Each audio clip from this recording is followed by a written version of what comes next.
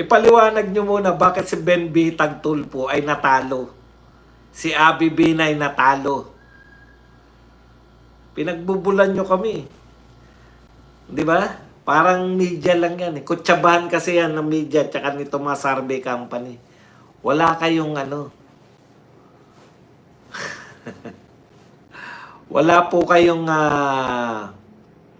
mamaya po mga tanong, malapit na po ako magtapos na makinig si Tulpo at Tito Sen kay kahit hindi po sila makinig ngayon, pag napasok na po si Marcoleta, puwersado sila makinig.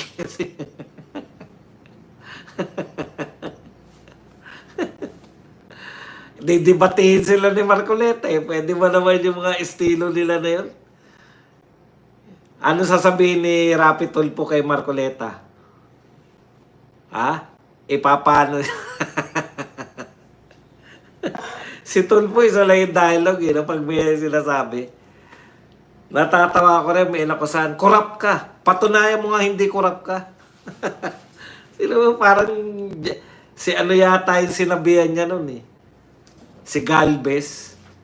Patunayan mong ano ka. Okay. Natabunan na kaso ni Lisa Esmag sa Pulburon, pang-divert yan Dolomite sa kaso ni Lisa.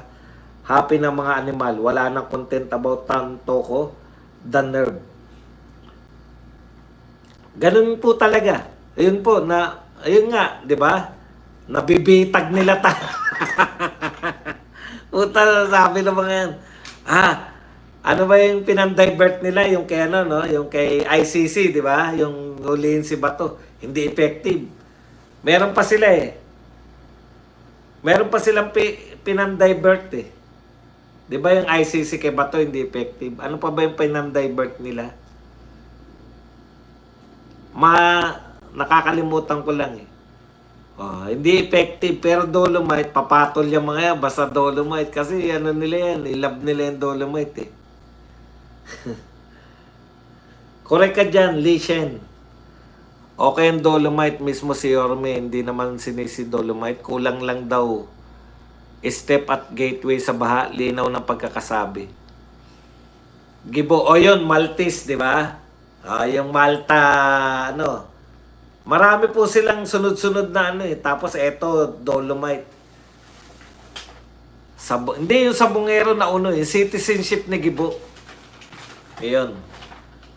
Di ba? Tinabla natin yan. Puta, wag natin pag-usapan yan. Focus tayo kay Tantoko. Sa Dolomite ako nadali kasi mahal ko yung Dolomite eh. Alam niyo kung bakit? Diyan ako nagsimulang mag-vlog eh.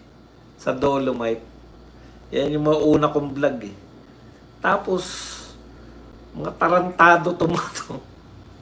Ang ganda po talaga. Hindi ko naman sinasabi na ang Dolomite parang Boracay. Hindi naman po dahil hindi ka naman makakaligo. Pero alam niyo yun, kung malapit lang po ako dyan, tuwing hapon nariyan ako, tutunganga ako dyan eh.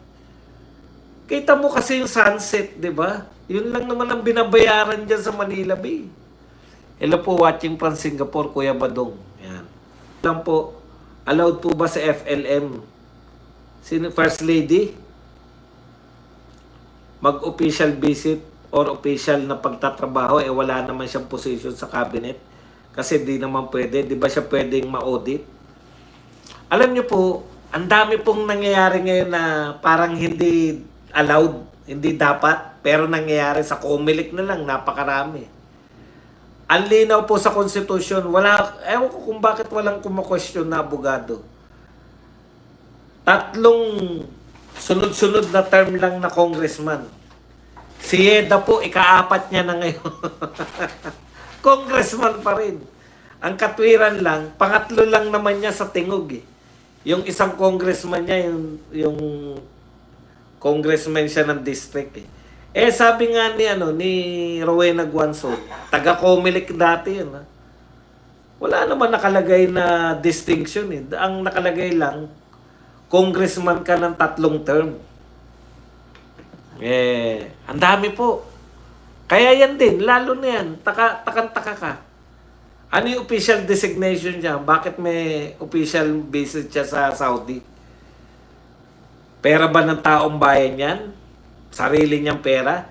Kung pera po ng taong bayan yan, questionable nga kasi ano yung official designation mo? Kung pera naman yan sarili yan, questionable pa rin. Kasi bakit hindi nilang bakasyon ang sinabi nyo? Bakit sinabi pa na parang official business pa? Di ba?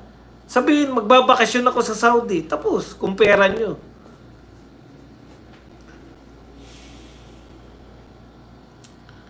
Naging one of the tourist spot nga po ng Manila ang Dolomite Beach. Di ba nila nakikita na maraming mga foreigners ang bumibisita sa Dolomite and they are super amazed with the view in Dolomite Beach.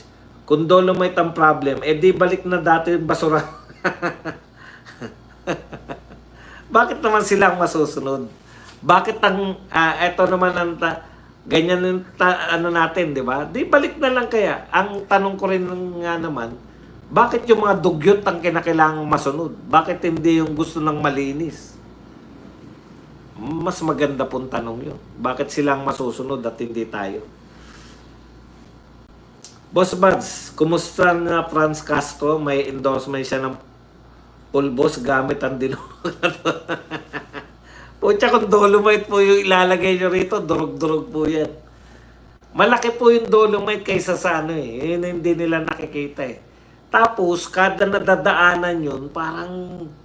Kaya kinakailangan pala laging lagyan uli sa ibabaw. Kasi parang tumitigas na semento na. Kasing tigas na ng semento, yung mga lagi nadadaanan na parte. Sana mahuli yan sa Saudi, bawal ang coke tayo pa. Kung... Tipan nyo, no?